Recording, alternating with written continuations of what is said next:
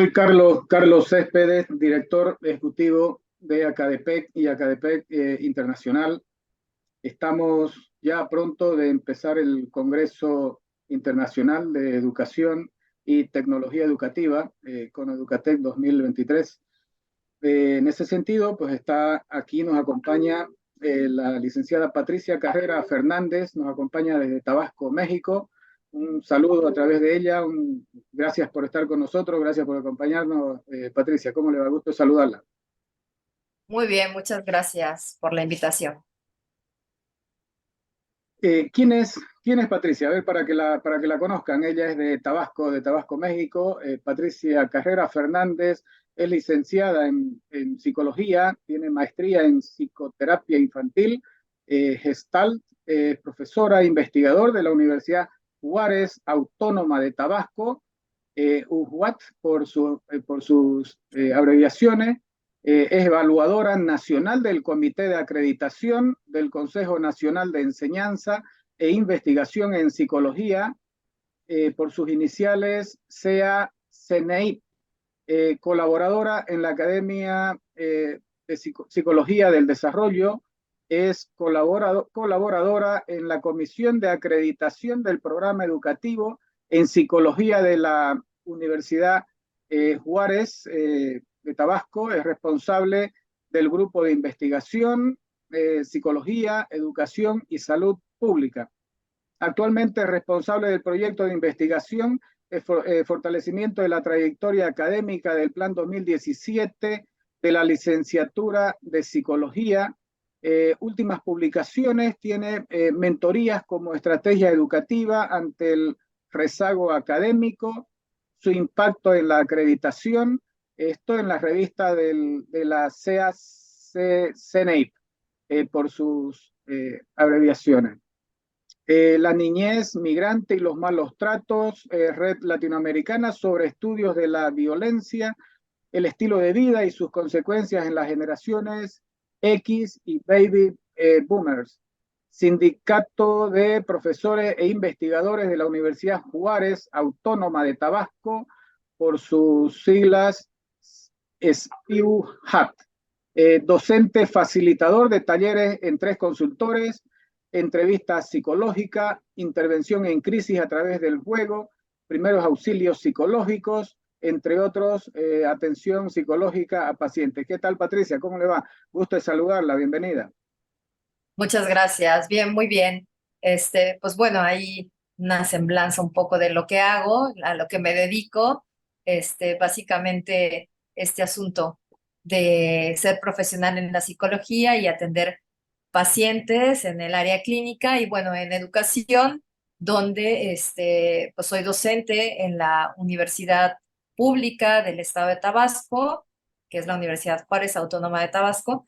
Y bueno, y ahí tengo que hacer algunas actividades, no nada más de docencia, sino también de investigación, de tutorías, de gestión.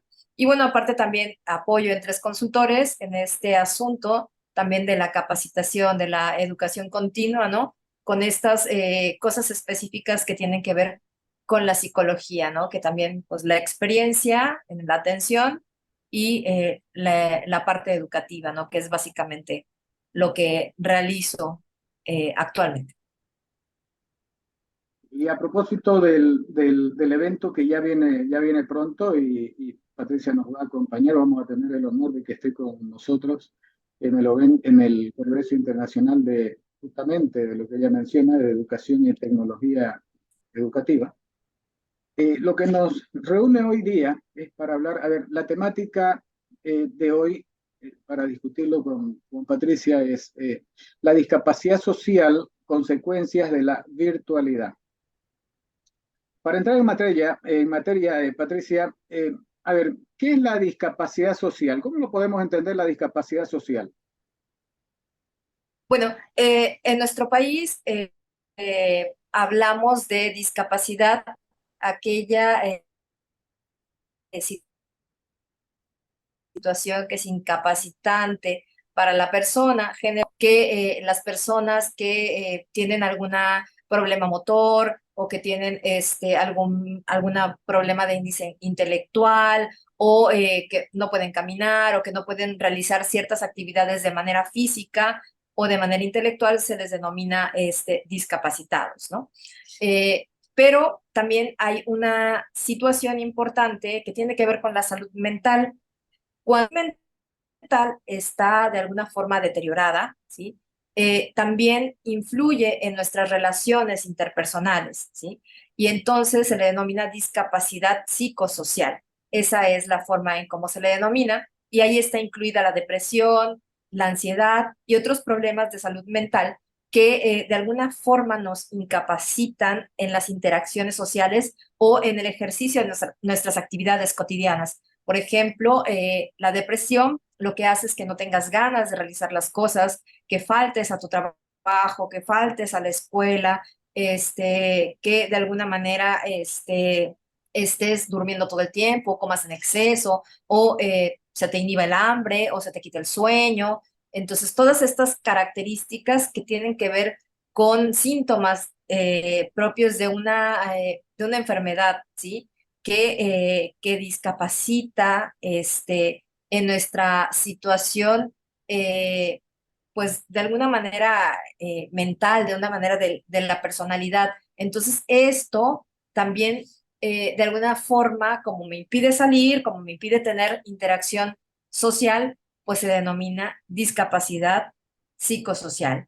También la ansiedad, el hecho de que, por ejemplo, el tener que salir o el tener que reunirme con muchas personas me causa mucho miedo, o el hecho de que tenga miedo a las alturas o que me entre algún ataque de pánico porque pienso, o sea, me adelanto a los hechos y mis pensamientos son catastróficos. Es que si salgo entonces, si yo cruzo la calle, me va a atropellar un carro y entonces, ¿qué voy a hacer? ¿Dónde me voy a ir al hospital? O sea, todas estas ideas que tienen que ver mucho con los pensamientos, pero también con nuestro actuar, con nuestro comportamiento. Por eso se le denomina psicosocial. Y entonces por eso también se le considera como una discapacidad. Antes no estaban como instituidas o no estaban ni siquiera visibilizadas las enfermedades psicológicas, ¿no? Ahora ya lo están siendo y también se están tipificando ya como problemas incapacitantes en el trabajo, en la escuela, pero pues también todo este asunto del confinamiento, pues vino a sacar como todas estas cosas que estaban ahí, pero que no estaban visibles. Patricia, ¿cómo afecta la virtualidad en las relaciones que hayan interpersonales? Bueno, una cosa importante es que en las escuelas donde estamos interactuando, hay periodos digamos, de socialización importante en las personas, ¿sí? Cuando entramos al kinder, por ejemplo, es un periodo importante de socialización donde interaccionamos con los demás y entonces encontramos que hay personas iguales o pares, ¿sí? Con las que convivimos, ¿no? Y que ya no nada más son nuestros padres o las personas que nos crían. En la adolescencia también hay otro periodo importante de socialización, donde la interacción y el hacer grupos y el pertenecer va a ser muy importante. Eh, el tránsito hacia la universidad también es importante esta interacción. Digamos que en este confinamiento que hubo y este distanciamiento social que pues nos pusieron, esto distorsionó un poco este desarrollo normal que se venía dando, ¿no? En la estructura de la personalidad de todos. ¿Y qué hace la virtualidad? Pues bueno, sí, nos permite acercarnos a todos de una forma virtual, pero la interacción social, esto que yo conviva con mis compañeros, el que yo hable de mis situaciones, el que yo de alguna manera me reúna para hacer una fiesta, me reúna para hacer un trabajo, que yo conviva y entonces comparto parte de mi vida y el otro comparte parte de su vida, veo cómo están conviviendo, qué es lo que hacen, cuáles son incluso sus aficiones y cómo se identifican. Digamos que esto, la virtualidad lo que hizo fue atrasar este periodo de desarrollo normal, ¿no? Que teníamos en todas estas etapas, ¿no? Y cuando estamos hablando de estudiantes de educación superior, estamos hablando todavía no estamos hablando de jóvenes como tal o de adultos, sino están en este tránsito de la adolescencia tardía a convertirse en adultos, ¿no? Porque el adulto, la característica es el compromiso, la responsabilidad, la ética, o sea, muchas cosas que tienen que ver con la interacción social y encontramos que no, que los estudiantes apenas están en la adolescencia tardía y entonces, ¿qué pasa? La pandemia, el confinamiento, la virtualidad, el interaccionar de forma diferente nos atrasa esto. Y entonces, cuando regresan a la presencialidad, hay un atraso en el desarrollo y con estas situaciones psicosociales que estaban ahí, digamos que se disparan con estas acciones o este periodo de tiempo donde estuvimos en esta situación de la pandemia, que estuvimos interactuando de una forma diferente. Y a propósito del tema ya de la educación, a ver, ¿qué relación o cuáles serían las relaciones interpersonales que tienen que ver justamente con el tema de la educación, Patricia? Ok, cuando entramos a cualquier etapa de escolar, ¿sí? Pues bueno, sobre todo en el primer año, pues tenemos que identificarnos y adaptarnos a este proceso, ¿no? Primero desde las instalaciones escolares, desde las reglas, tenemos que conocer la institución, conocer los modos en que opera, incluso los docentes, ¿no? Cómo es la forma de evaluar, cómo es toda esta situación y también pues nos identificamos con los pares, ¿no? Con los que somos más afines, con los que podemos colaborar, con quienes podemos trabajar, con quienes no, con quienes incluso podemos irnos de fiesta, ¿no? O podemos interactuar, quiénes son de mi mismo lugar donde vivo, quién me queda cercano, ¿no? Todo esto se efectúa en este periodo. Y entonces estas relaciones pues se hacen en la presencialidad, pero esto no pasó por la virtualización, ¿no?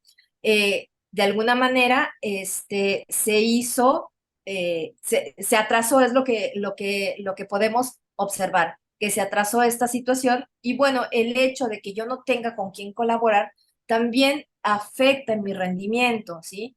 Y también este asunto de la motivación, si yo estoy motivado para estudiar, cierta profesión o para estudiar algo o hay algo que me inquiete, pues si yo no tengo a mi lado gente que también le interese, pues de alguna manera, si no tengo una motivación interna bastante fuerte, pues la motivación externa pues se vuelve nula, ¿no? Y entonces a lo mejor lo hago porque mis padres me están mandando o porque no me manden a trabajar o porque no tenga que hacer las actividades del hogar y entonces mejor me meto, pero estoy aquí y no estoy aquí, ¿no? A lo mejor estoy de cuerpo presente, pero de mente ausente, ¿no?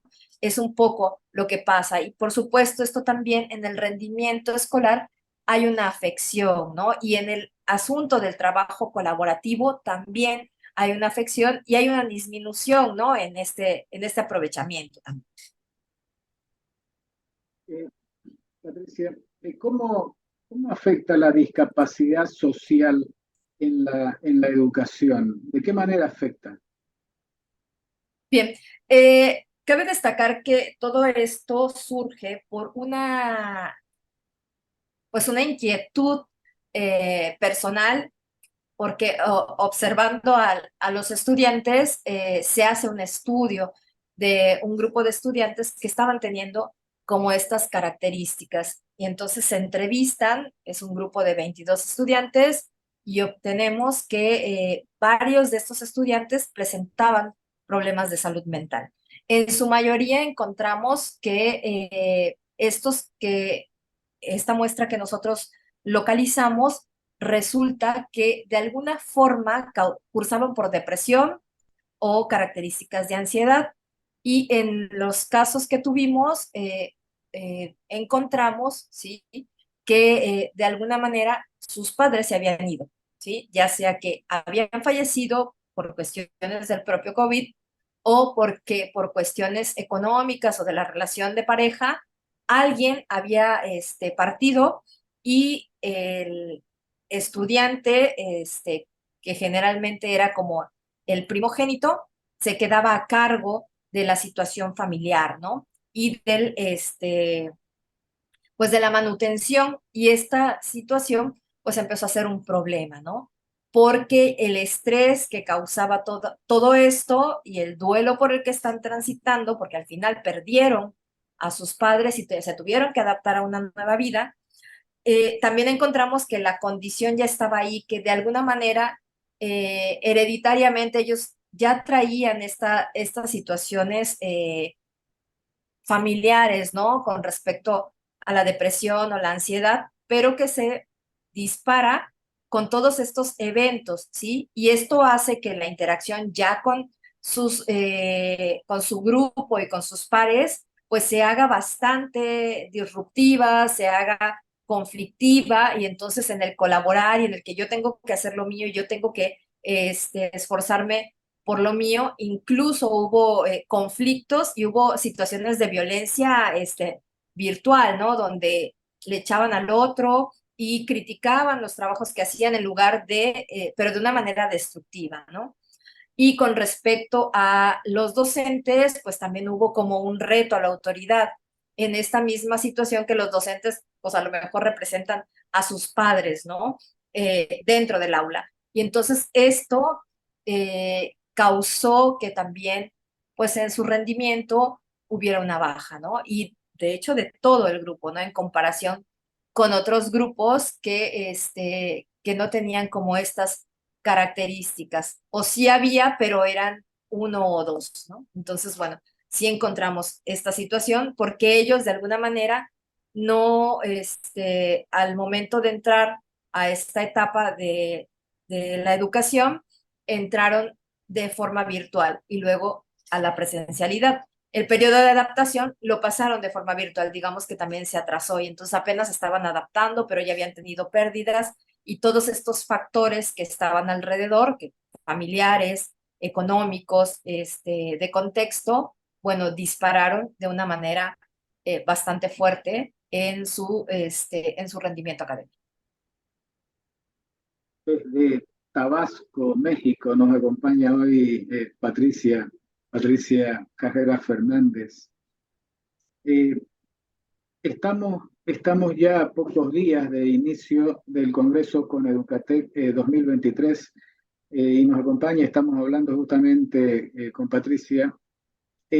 Patricia, desde el punto de vista de la educación, ¿la virtualidad provoca alguna discapacidad social?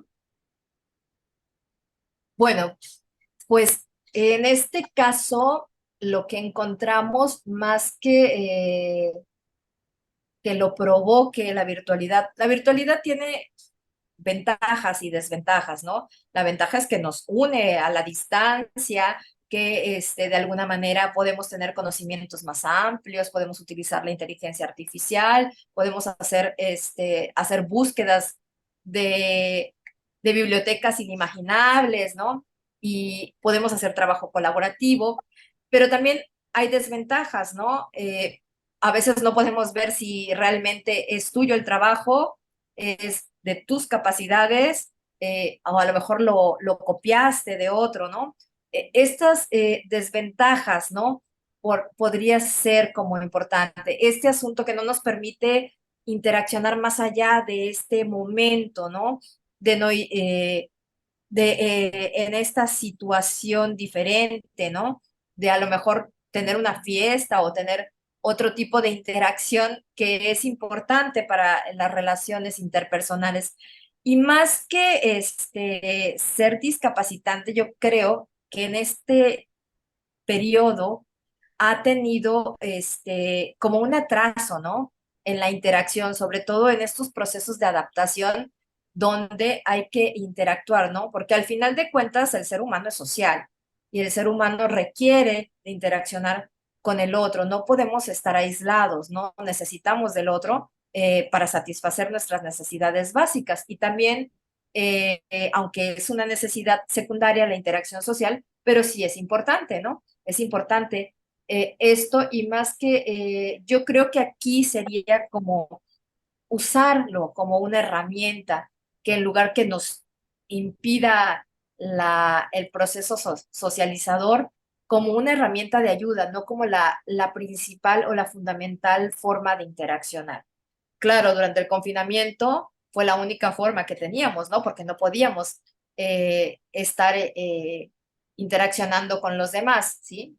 Pero es importante este asunto y más que ser discapacitante, a lo mejor nos atrasa, pero también nosotros podemos usarla a nuestro favor, ¿no?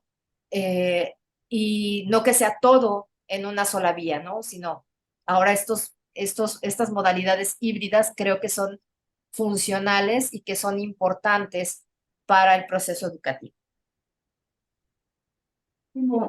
¿Cómo, cómo podrían las instituciones educativas justamente prever este tipo de situaciones que se van dando, Patricia? Bueno, en el caso que nosotros tuvimos, pues fue complejo, ¿no? Porque creo que a todos los países y a todas las instituciones de educación fue difícil prever este asunto del confinamiento y este asunto incluso de la virtualidad.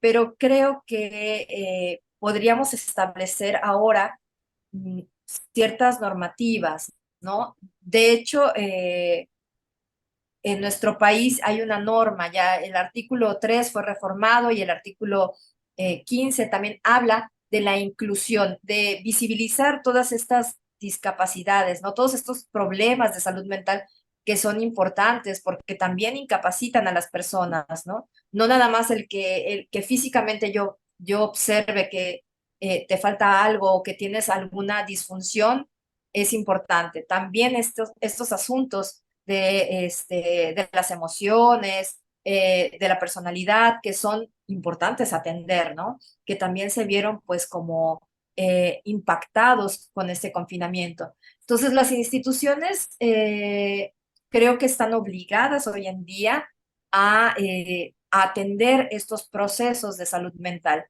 En nuestro país ya hay una ley desde el 2019 que obliga a atenderlos y a darles los permisos necesarios a las personas que sufren de algún problema de salud mental.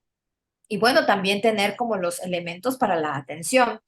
A veces no se dan abasto todos estos elementos, estos departamentos de salud mental, pero sí tener como esta interacción con sobre todo la Secretaría de Salud o los ministerios de salud, donde también haya una atención, porque al final pues son los jóvenes y pues ellos también apenas están empezando el periodo para hacer cosas importantes y ser el Producto Interno Bruto de un país. Entonces creo que hay que atender estas situaciones para que también ellos pues también puedan proporcionar a las siguientes generaciones pues como mayor estabilidad, ¿no? Entonces creo que esto sería como una forma de primero identificar, ¿no? Como evaluar cómo están en estas situaciones de salud mental y hacer algo con esto, ¿no? Está claro está claro que la pandemia nos puso el acelerador a fondo, ¿no es cierto? Estamos corriendo, el que no corre se queda atrás, como hablábamos antes de la entrevista. Eh, quien no acelera, quien no se actualiza, y esto nos agarra a todos, nos agarra a los docentes, nos agarra a los estudiantes, agarra a todo el mundo, a quien está de una u otra forma en lo que es el tema académico.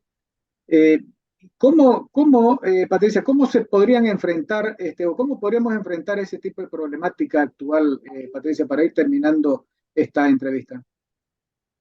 Pues yo creo que también procurar nosotros por nuestra salud mental, ¿no? O sea, también es como un ejercicio individual. ¿Qué hago yo con mi salud mental? ¿Sí? ¿Realmente tengo una adecuada salud mental? que vivo estresado todo el tiempo, estoy cruzando por ansiedad, a lo mejor ni siquiera sé que esto se llama depresión o tiene el nombre de ansiedad, ¿no? Eh, y procurando esto, pues identificar en los otros y como enviarlos a las instituciones o los departamentos donde pueden atenderlos, ¿no? Creo que en la mayoría de las instituciones educativas hay este proceso de tutorías, ¿no? Donde hay algún docente o sí, alguien que se dedica a orientar e identificar qué es lo que está pasando con el estudiante y bueno, este puede ser como el que canaliza al área correspondiente, ¿no? Y también, no nada más es que lo mande, sino que también vigile que esté realizando su tratamiento. También las mismas instituciones pueden hacer algo por la mejora en la salud mental, ¿no? Aquí sí se están haciendo algunas acciones, a lo mejor no dan abasto para todo, pero sí se están haciendo, realizando acciones a partir de un departamento psicopedagógico que está haciendo talleres y está identificando como estos casos críticos y también para derivarlos a la atención especializada. Y si requerimos también tomar medicamentos, ir al psiquiatra, pues esto no tiene nada de malo. Aquí es pues estar bien con nosotros para que también podemos estar bien con el exterior y realizar nuestro trabajo, estar comprometidos, ser responsables y obtener pues lo que queramos a partir también de nuestra estabilidad. Es muy importante esa parte. Muchísimas gracias, Patricia Carrera desde México. Entendemos nosotros que la pandemia nos aceleró, entendemos que la pandemia nos adelantó una década, me parece, en el uso, por lo menos en el uso de la tecnología. Sabemos por la experiencia ya nuestra que el uso de la virtualidad ha tenido sus pros y sus contras, obviamente. Este y otros temas vamos a estar viéndolo, analizándolo también, las ventajas y desventajas, ¿no es cierto?, de las herramientas que se utilizan también, que se utilizan hoy día y que ya la tecnología nos está obligando, las condiciones nos están obligando a utilizarla ya en los procesos de formación académica. Eso lo vamos a estar discutiendo también, viendo en el Congreso con Educatec, este Congreso que ya está pronto a pocos días. Muchísimas gracias, Patricia, gracias por estar con nosotros, gracias por tu tiempo. Como siempre es agradable conversar contigo. Un saludo hasta Tabasco, México.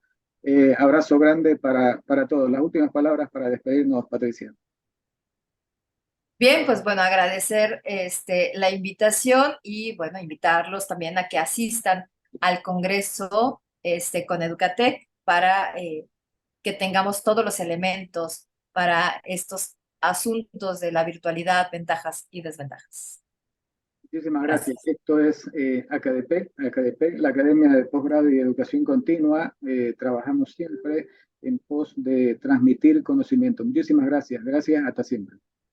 Hasta luego.